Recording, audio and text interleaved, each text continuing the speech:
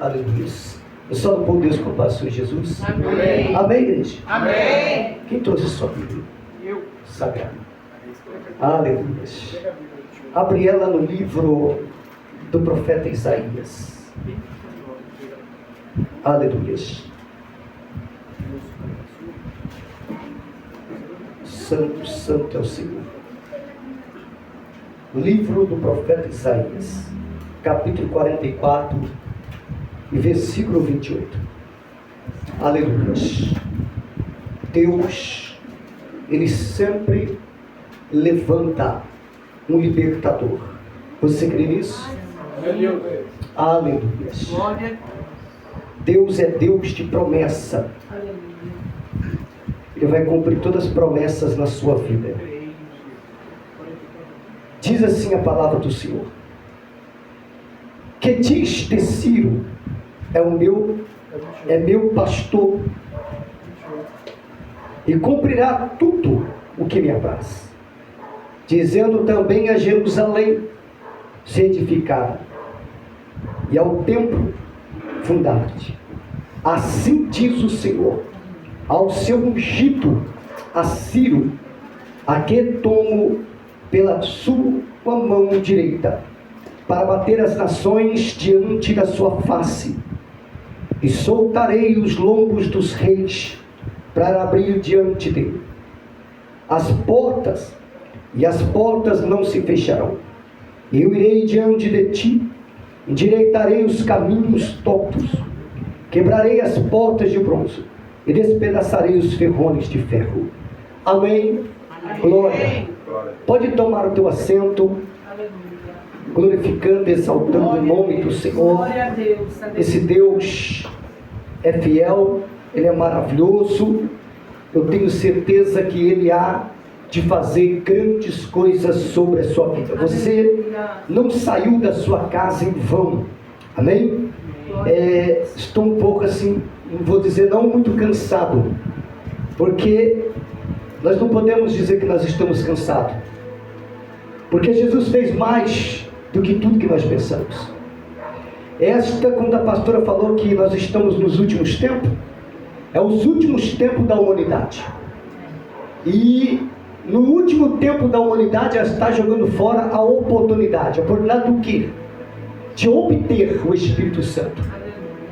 O Espírito Santo é o maior valor precioso de que Deus deixou na terra para o ser humano voltar para Ele. Quando nós olhamos para a Bíblia Sagrada de Gênesis, Apocalipse, nós vamos ver uma promessa que Deus fez a Abraão, que Deus fez a Isaac e a Israel. A Bíblia vai falar de uma importância que desde quando Deus criara o homem, Deus criou o homem à sua imagem e semelhança. Deus criou o homem perfeito, justo, para obedecer ao Pai. Uma certa vez, como você já sabe a história, Deus viu que o homem estava só e criou uma mulher. Para quê, pastor? Para ajudar a ministrar aquilo que Deus o criara. A Bíblia fala que o nosso Deus é conhecedor de todas as coisas. Ninguém surpreende Deus. Ninguém entende Deus, porque Deus trabalha na contramão. Fala para o seu irmão assim: Deus trabalha na contramão. Ele trabalha ao contrário do ser humano. Quando o ser humano pensa que tudo está acabado para ele, o nosso Deus, Ele vai lá e mostra que para você que é difícil, para Ele nada é impossível. A Bíblia vai falar que uma certa vez o povo de Israel ficará escravo nas mãos dos babilônios. Mais uma vez, o povo de Israel sempre foi um povo perseguido, massacrado. A Bíblia vai falar que o povo de Israel, uma nação pequena, como o profeta Isaías escreve, como também no Salmo 105 fala da história do povo de Israel, que ele era um povo pequeno, mas o Senhor era com eles. Você vai ver que também no livro de Êxodo, Deus livra o povo de Israel depois de 400 anos de escravidão nas mãos do rei do Egito. A Bíblia também vai nos revelar e nos mostrar que todas as vezes que o povo de Israel pecara contra o Senhor, Deus entregara eles nas mãos dos seus inimigos. Israel passou pelas mãos dos jebuseus, passou pelas mãos dos midianitas, ficaram escravo por 7 anos nas mãos dos midianitas, até que Deus levantou o Gideão. Passou pelas mãos de tantas pessoas, de tantos inimigos, mas nunca Deus deixou de não levantar alguém. Deus sempre levantou da casa de Israel alguém, porque era promessa. Quando Deus não levantava da tribo de Rubens, Deus levantava da tribo de Levi. Quando Deus não levantava da tribo de Levi, Deus levantava da tribo de Zebulão. Quando Deus não levantava da tribo de Zebulão, Deus levantava de Naftali, e aí por diante. Quando Deus não levantava alguém da tribo que estava ali, que estava disponível, Deus levantava da tribo de José. E aqui por diante, Deus sempre dava o livramento. Mas agora Deus trabalha na contramão de Israel. Deus levanta Ciro, que não tem nada a ver com a linhagem de Israel. Mas desde antes de 200 anos, o profeta Isaías profetiza. Ele disse desta maneira: um ungido, um pastor, que vai libertar o seu povo. Deus visita a terra de Israel, Deus visita o povo de Israel na Babilônia, e Deus não vê que não tem ninguém disponível. Então Deus faz assim: eu vou tirar da linhagem da Babilônia mesmo. Eu vou tirar um tal de Ciro, que ainda nem nasceu, mas eu vou dizer para o profeta Isaías profetizar sobre ele. A Bíblia vai falar que, pastora, no capítulo 5 de Esdras, a Bíblia vai falar que no primeiro ano de Ciro, Ciro lembra, e tem um dos servos que estão ali, pega o rolo, pega o pergaminho, e começa a falar das histórias de Neemias, da história daquele povo que construiu o muro de Jerusalém, e trouxe a arte estima de volta para Jerusalém. No capítulo 5 a Bíblia fala que ele pega o rolo e começa a ler. Então a Bíblia vai falar que ele diz para um dos teus servos que está ali, no meio da armadura, e ele fala assim, que tirou tudo do templo de Israel, desde o tempo de Nabucodonosor, que queimaram os muros, que queimaram as casas de Jerusalém, levaram os utensílios da casa do Senhor, deixaram o povo de Israel na mão. Você sabe que o mais precioso de Israel, irmão, não era o ouro que eles levaram. O mais precioso de Israel não era a riqueza que eles tiraram, as casas, queimaram os muros de Jerusalém. Não, a maior riqueza de Jerusalém estava nos utensílios da casa do Senhor.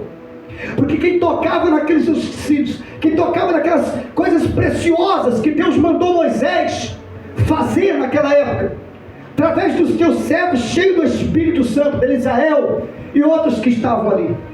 A Bíblia vai falar que naquele momento Ciro fala assim: pega tudo aquilo que roubaram de Jerusalém, leva de volta.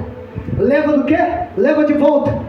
Põe lá na casa, põe lá na casa de Deus, põe lá em Jerusalém, restitui Jerusalém. A Bíblia Sagrada vai falar que Deus levanta um governador, cujo nome era Sesabalas, e ele pega junto com os seus soldados, leva tudo o que pertencia à casa do Senhor. Tu não entendeu o mistério? Tu vai entender agora. Sabe o que é o bem mais precioso da casa do Senhor? Sabe o que é o bem mais precioso quando você vem para a casa do Senhor? É o altar. O altar do teu coração. Por que, pastor, o altar do teu coração? Porque é no coração que Deus quer transformar. É no coração do ser humano que Deus quer falar. Porque o próprio Senhor Jesus uma certa vez disse: o que a boca fala, porque o coração está cheio. E ele diz que do coração procede as coisas más. Mas ele diz que quando entra sobre o Espírito Santo entra no coração do ser humano, pastora, uma coisa nasce extraordinária, algo nasce extraordinário. O que, pastor? Um novo coração. A Bíblia vai falar assim no livro de Ezequiel, que Deus fala para Ezequiel, profetiza sobre Israel e diz para eles que eu tirarei o coração de pedra e darei um coração de carne sensível à minha voz. Sabe o que Deus quer fazer hoje aqui nesta manhã? Deus te trouxe aqui para mostrar para você que ainda que o homem despreza você, ainda que você pensa assim, a minha casa está na escravidão, Ele diz, eu fiz uma promessa para ti, eu fiz uma promessa para a tua casa, ainda está de pé, e se está de pé, ninguém pode tirar de mim. Aleluia! Entenda uma coisa, Deus, aleluia. Um dos maiores profetas que passaram na terra não foi Elias, não foi Moisés, não foi Isaías, não foi Miqueias, mas Isaías profetizou sobre ele: de Belém, cidade desprezível, surgirá um profeta que ele edificará. Que ele o quê? Edificará. O Senhor Jesus, ele escreve bem claro no livro de Mateus, e ele fala que João Batista foi o último profeta. Por que ele falou que João Batista era o último profeta? Apesar que depois, no livro de Atos, Paulo escreve que existia profetas. Mas por que Jesus falou que de João Batista para lá, João Batista era o último profeta? Porque ele falou assim, agora é comigo, agora eu sou o profeta, agora eu sou o profeta maior, é através da minha palavra que vós serão libertos, porque ele chega e diz, conhecereis a verdade, e a verdade vos libertará. Ele estava dizendo, agora a palavra está comigo, agora a chave dos céus está comigo. Por isso que ele olhou para Pedro e disse assim, Pedro, ei Pedro, sobre ti eu edificarei a minha igreja, e as portas do inferno não prevalecerão, porque o que ligares na terra será ligado no céu, e o que desligares na terra será desligado no céu. Aí, quando Jesus morre, Jesus ressuscita, a Bíblia fala que quando ele morre, ele desce as baixas, ele desce as profundezas do abismo, e aí Pedro escreve assim, e ele desceu no mais baixos da terra, no superior da terra. Aí João vem escrevendo, como foi cantado aqui. João escreve no livro de Apocalipse capítulo 1, e depois do capítulo 2 em diante, João escreve no capítulo 1, e ele toma a chave da morte e do inferno. Sabe o que Jesus foi fazer lá no inferno? Ele diz assim para o diabo assim, ó, me dê a chave da morte, me dê a chave do inferno, que agora eu controlo tudo, porque eu sou o profeta maior. Aleluia! O que você perdeu? Glória a Deus! O que você tem perdido? O que passa na sua mente para você dizer que você não é ninguém? Oh, meu Deus! Aleluia! O que passa dentro de você que você não pode? Aleluia! Quem falou para você que você não pode? Oh, Não, pastor, é porque eu pequei. Diga para mim que nessa terra quem não pecou? aleluia! Para de ser aqueles crentes fariseu. Uma coisa que Deus não gosta é de crente fariseu, irmão. Crente fariseu é aquele que acha que está na santidade máxima, esquece que ele precisa do profeta maior. Oh, aleluia! A Bíblia vai chamar a igreja de porta-voz. A Bíblia vai chamar você de menina dos olhos de Deus, Aleluia! filho e filha de Deus, princesas, geração eleita. Então nós vemos que Deus, ele veio para abrir um caminho para nós através do seu filho. Ele fala que nos últimos tempos quem fala é o filho. Eu vejo muitas pessoas onde eu passo, ela chega para pedir oração e fala assim, o que Deus tem para mim? Deus tem alguma revelação? Aí eu falo assim, quer saber? Quer mesmo? Abre a Bíblia. Livro do Apocalipse 21:8. Pastor, só existe dois caminhos: céu, se morrer hoje, sem Cristo, não tem outro destino a não ser o inferno. E depois será julgado e será lançado no lago de fogo aquele que não estiver escrito o nome dele no livro da vida. O maior segredo de todo ser humano, irmão, é só agradecer a Deus, servir a Ele. Acabou. Deixa que os outros falam. O problema de muitas igrejas é assim: ai, fulano está falando de mim, ai, esse cara não sei o quê.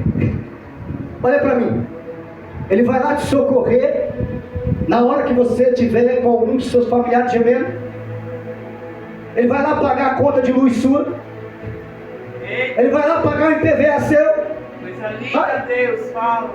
Ele vai lá te ajudar você na hora mais difícil da sua vida. Vai, fala para mim que quando você está na crise não é só você e Deus.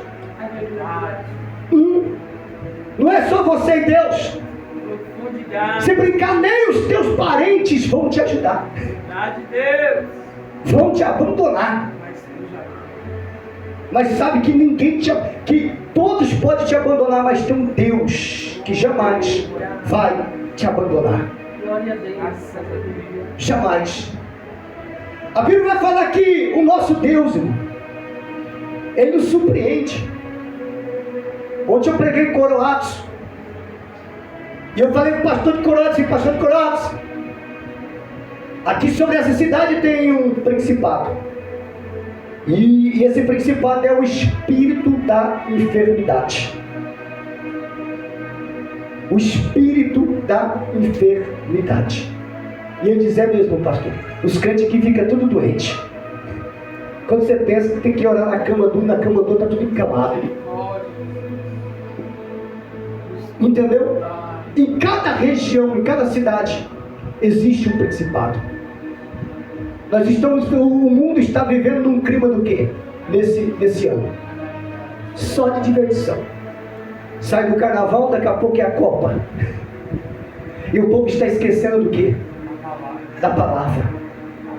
O povo está esquecendo de vir para a casa de Deus. O povo está olhando para placa de B, placa de A, de igreja, de C. Irmão, se você for olhar para o homem, se você for olhar para fulano, para ciclano, você nunca vai servir a Deus. Você nunca vai ser um adorador de verdade. Por que, pastor? Porque até na época de Cristo tinha esses. A Bíblia vai falar que Paulo, não é para qualquer um ter que chamar o nome de Paulo, não. A Bíblia fala que Paulo, ele tinha um adversário, chamava Alexandre, o grande. Quantas das vezes Paulo apanhou dele na cara? Mas Paulo estava lá pregando. Quantas das vezes falaram para Paulo assim: quem é você, rapaz? Mas Paulo tinha uma característica muito forte. Além de ser judeu, era romano. E romano, irmão, não tinha, ele tinha sangue na cabeça. O que vinha, ele fazia. Agora, por que Deus escolhe essas pessoas loucas? Pessoas que tomam decisões rápidas, assim como Moisés, que descobriu que o povo de Israel era do mesmo sangue que ele. E quando ele vê um egípcio batendo em um dos seus irmãos, o que ele faz? Ele protege e não mata o egípcio. Por que, pastor? Porque pensa bem, olhe para mim e imagina agora. Se você vê alguém batendo algum crente, você vai matar ele ou você vai levantar ele? Porque nós dizemos: paz do Senhor, irmão. Paz seja convosco, irmão. Que irmão é esse que mate o outro? Que irmão é esse que joga o outro na cova? Que irmão é esse que está falando assim: paz do Senhor, irmão? Daqui a pouco praguejando. Como pode?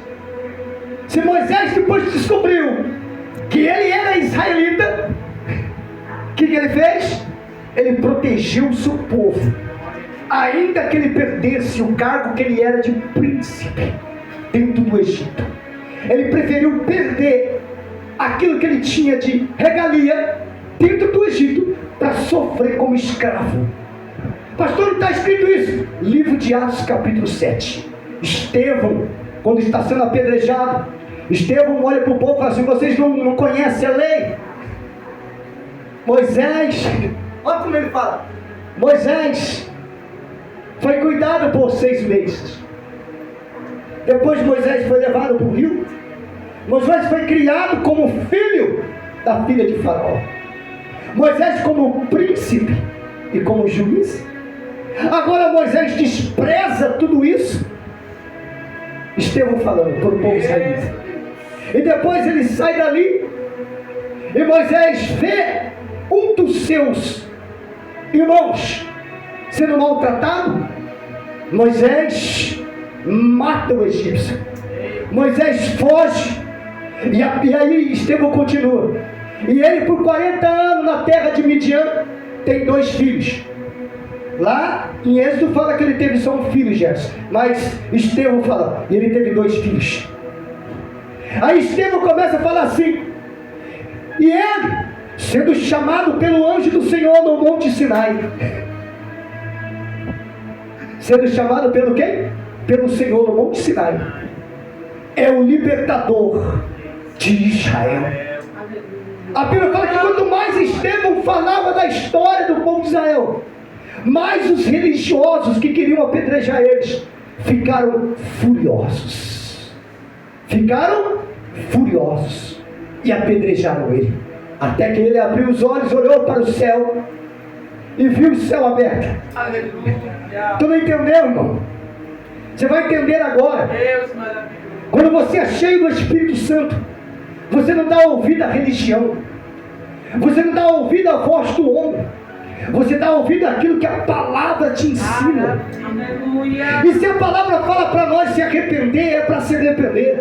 Se a palavra fala para batizar, é para batizar. Se a palavra fala para ser dizimista, é para ser dizimista. Se a palavra fala para ser ofertante, é para ser ofertante. Se a palavra fala para você ser um obreiro digno, é para você ser um obreiro digno. Isso é palavra. Nós temos que compreender e entender. Porque nos dias de hoje nós encontramos muitos obreiros que dão trabalho, porque não querem mais obedecer, querem ser senhores, não querem ser servos de Deus, querem ser senhores. Hoje é raro você falar assim: ó, levantou-se um diácono na igreja. Hoje é raro você falar assim: levantou um evangelista na igreja. Hoje é raro. Hoje levanta apóstolo. Camarada está como diácono, daqui a pouco apóstolo, daqui a pouco bispo. Ele dá um pulo lá em cima.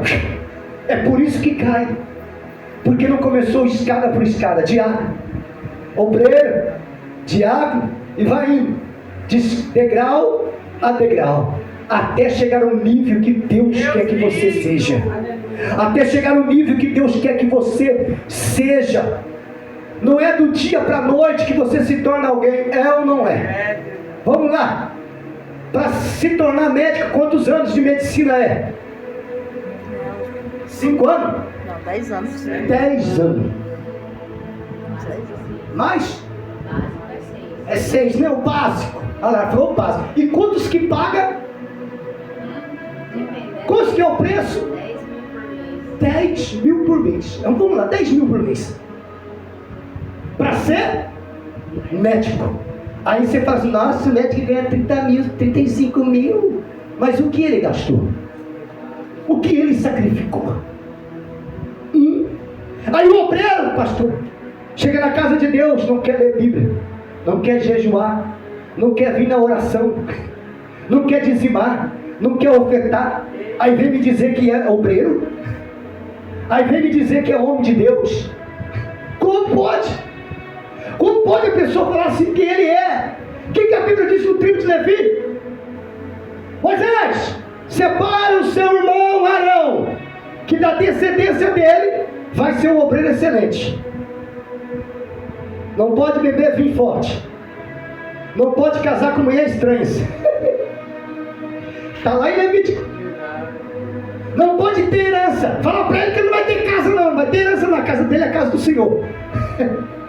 Fala para ele que ele vai ter que queimar incenso, subir no altar. E o dia que ele pisar na bola, eu mato. Então quer dizer, a maior responsabilidade Deus colocou na costa de quem? De Arão. Não era nem tanto de Moisés, mas era de Arão. Porque era Arão que ia levar o povo para onde? Próximo de Deus. Era Arão que tinha que entrar na onde? No santo do santo lugar, perto da arca. Lembra de Caifás? Caifás era de qual tribo? Quem lembra? Na época de Jesus, da tribo de Levi. Da tribo de Levi. O último sumo sacerdote. Porque depois Hebreus vai escrevendo e dizendo: ele, o único e o sumo sacerdote de todas as almas, Jesus de Nazaré. Entendeu agora? Qual é o mistério da igreja? A igreja está no controle de Deus. Deus desde o início trabalha na igreja. Deus desde o início começa a trabalhar com peças raras, simples na casa de Deus. Deus nunca pegou alguém capacitado. Deus sempre pegou alguém desprezível, humilhado, massacrado. Mas Deus sempre pegou essa pessoa, encheu o espírito dele e mostrou que ele é Deus, que pega aquilo que não presta, aquilo que é desprezável, aquilo que é desprezível para este mundo, um lixo, e se transforma em ouro. Você crê nisso? Glória a Deus. Sabe aquele problemático dentro da sua casa? Tem duas coisas para ele: ou se converte ou morre. Pastor?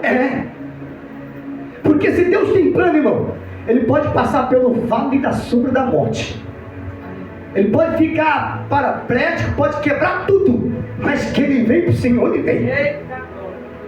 Por que, pastor? Porque quando Deus tem um chamado na vida de alguém, irmão, não adianta fugir. Pode ir para o norte, para o sul, para o oeste, pode ir para onde você quiser. Dessa maneira, Deus, glória a Deus. Porque, mas pastor, se eu for para tal lugar e se não tiver igreja, tem o Espírito Santo lá. Vou provar para você dentro da Bíblia. Paulo desce para a Frígia. Tinha igreja lá? Mas tinha crente. Tinha uma mulher chamada Lídia. Tinha uma mulher chamada e outras mulheres que desciam o rio para orar, para clamar. E Paulo, a Bíblia fala assim: Paulo, como que era acostumado a orar, e Paulo desce para o rio. Quem levou Paulo para o rio? Lá não tinha igreja, mas tinha um homem que clamou assim: Senhor, mande alguém para Macedônia. Não é a igreja que pode mudar, pastor. É quem está lá, que honra o Deus de Israel. De lá, com aqueles homens que não têm igreja, pode formar uma igreja. Aleluia. Foi isso que aconteceu. Mas para isso Paulo pagou um preço. Fala para o seu irmão: pagou um preço. E que preço? Na Ásia Menor, que preço que Paulo pagou para a mensagem chegar naquela terra. E sabe o que aconteceu? Livro de Atos, capítulo 16. Já leu? Onde Deus manifestou o seu poder numa terra pagã, onde tinha uma mulher que adivinhava, irmão. Não se admira com pessoas que ficam assim: o seu RG é tal. O que Deus tem a ver com RG, irmão? O seu CPF é tal, tá, pastora? Sim, hoje é fácil, tem um Pix, dá para ver o final do RG ou do CPF. O número do telefone. Deus está preocupado com isso? Deus está preocupado com a sua alma, rapaz. Deus está preocupado com a minha alma. Deus está preocupado com o que você vai fazer com a sua vida. Porque o seu RG, o seu CPF, ele sabe decor. O seu endereço, ele sabe decor. E se ele querer levar um profeta até a sua casa, ele leva. É por isso que tem muitas pessoas nas igrejas doentes. Você chega lá, Pai Senhor, pastor, o que Deus tem para mim? Já ouviu a palavra, o pastor orou no começo da palavra, já fez o que fez, aí tem a cara de pau chegar. Fala, Senhor, você ora para mim? O que Deus tem para mim? Rapaz, se for para mim, eu já falo na cara, irmão, você já ouviu a palavra, você já cantou, você já louvou, vai embora em paz, mulher. Ah, Deus já ouviu sua oração. Fazer como Eli, vai em paz. Deus já ouviu sua oração. Quer o que mais? Quer o que mais de Deus? Não, pastor, é que eu quero ver o futuro. É o que eu quero saber do futuro. O futuro não pertence a ti. Só tem uma coisa para você saber do seu futuro: é se converter agora, de verdade, e continuar convertido até o fim. Aí você tem a Nova Jerusalém. Se não, irmão, tá sentindo o calorzinho aí? Eita Deus! Tá gostoso o calor na terra, né? Imagina lá embaixo. Que nem os demônios querem ficar lá. Nem os demônios querem ir para lá. Quando Jesus foi expulsar os espíritos da vida do gadareno, o que eles falaram? Não me mande para as profundezas. Por quê? Por quê? Se nem eles querem ficar lá, se nem eles querem ficar lá embaixo, porque eles sabem que lá embaixo é sofrimento, porque eles perderam aquilo que Deus deu para eles, a glória. A Bíblia vai falar de anjos poderosos na Bíblia, de anjos que Deus levantou. Pastor, eu já vi muitos pregadores falar assim que Deus criou Miguel naquela hora. Não, Deus não criou Miguel já estava lá. Faz tempo que Miguel estava no céu. Miguel já era. Faz tempo que Miguel estava lá. Deus só deu uma ordem: Miguel, é que o camarada me traiu, entra no lugar dele, manda ele para baixo. Lê o livro de Apocalipse capítulo 12 para você ler. Você vai entender. Deus não criou Miguel naquela hora porque Lúcifer errou. Miguel já estava lá. A Bíblia fala que Deus criou todos os anjos, todos os principados e potestades. Já estava lá. Miguel já estava no céu. Só foi o momento do que, pastor? Do camarada errar e Miguel fala assim: estou aqui, Senhor, eis-me aqui. Lembra na Bíblia? Fala assim para o seu irmão: se você não quer, tem outro na fila lá. Acho que você é doido, é? Deus vai lá no beco, cata um bêbado jogado, traz ele bêbado para a igreja, se liberta ele, tira a cachaça dele. Daqui a pouco você vê ele pregando e fala: nossa, já está pregando? Nossa, já está cantando? E nós 10 anos, 20 anos na igreja, e murmurando contra Deus e falando: Deus, por que você levantou fulano? Por que você levantou ciclano? Chega na igreja e a pastora já colocou para louvar. Filho, quem tem o Espírito Santo sabe que quando a pessoa ela se converte de verdade, levanta mesmo. Sabe por quê? Porque a obra precisa. O próprio Senhor Jesus diz: rogai ao Pai para que envia trabalhadores. Se aqueles que estão na seara não quer, Deus vai enviar. Eu tinha um pastor que ele falava assim lá em Averdal, quando eu conheci Jesus: você não quer? Você não quer? Então tá bom, eu vou orar para Deus. Deus vai trazer lá da boate. Na época era boate. Lá da boate, tudo torto. E Deus fazia, irmão, trazia, até macumbeiro. Quando você vê um macumbeiro se converter, irmão, ele se converte de verdade, porque ele sabe, ele conhece o lado sombrio, ele conhece o lado do mal. Então quando o camarada se converte, ele converte de verdade. É necessário que quando essas pessoas se convertem, ela fala assim: eu vi Jesus. Aí pode acreditar que ela viu mesmo. Se essa entidade, se essas pessoas servem a entidade e vê demônios, imagine ela convertendo. A fé que ela vai ter, se ela tem uma fé para exercitar uma religião, uma coisa que é uma entidade, imagine para Deus. Imagine para Deus. Imagine para Deus. Se eles têm coragem de ir no cemitério meia-noite, Imagine se vocês não têm coragem de atravessar fronteiras. Quem tem coragem de ir meia-noite no cemitério? Tá vendo? Tem uns que tem, você não tem medo? Não. Também não. Morto é morto, até durmo no túmulo. Não vai fazer nada. Põe um colchãozinho lá e deita. Se for macumbeiro lá fazer macumba, você expulsa ele. Sai daqui, rapaz. Vem intrometer a obra. Você não pode ter medo. Porque a Bíblia diz que aquele que morreu só espera o juízo. Acabou. A única coisa que você tem que ter medo é de temer, e ter medo de quem? A Bíblia diz que você tem que temer não ao homem, mas temer a Deus, que tem poder de lançar a alma viva no inferno. Deus não fez isso com o povo de Israel? Rebelião contra Moisés? Deus abriu a terra e a Bíblia vai dizer que desceu vivo a família inteira para baixo. Não, pastor, não faz isso não. É que Deus agora está compassivo. É porque Deus vai deixar para o juiz final, não. Deus está amoroso, porque o Espírito Santo está aí. Você sabe quando é aquela pessoa amorosa? Você bate nela até lá, eu te amo, estou aqui, eu vou te ajudar. É aquela pessoa amorosa? É o Espírito Santo. O Espírito Santo tem uma paciência. Ele chega perto de você, ele fica assim, vai meu filho, abre o coração que eu quero entrar. Aí você fala, eu quero. Aí ele fala, tá bom, vou te obedecer, deixa os demônios te bater mais um pouquinho. Deixa os demônios te massacrar mais um pouquinho. Deixa as suas escolhas te massacrar mais um pouquinho. Que na hora que você apanhar, eu venho. Aí eu venho de novo. Sabe, você já viu aquela pessoa teimosa? Você fala para ela, sai daqui, ela não sai? É a mesma coisa do Espírito Santo. Ele persiste. Já viu aquele cachorrinho que você tem em casa, você fala, sai, vai deitar, sai, ele não sai do seu pé?